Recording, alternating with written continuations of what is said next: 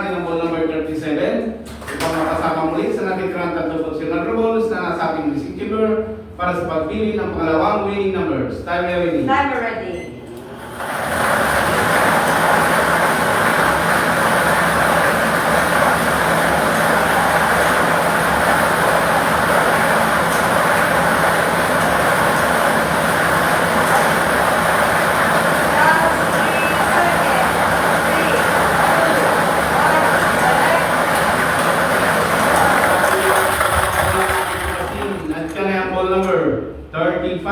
Ball number 35. Ulitin ko lang ako ating small count waiting official para sa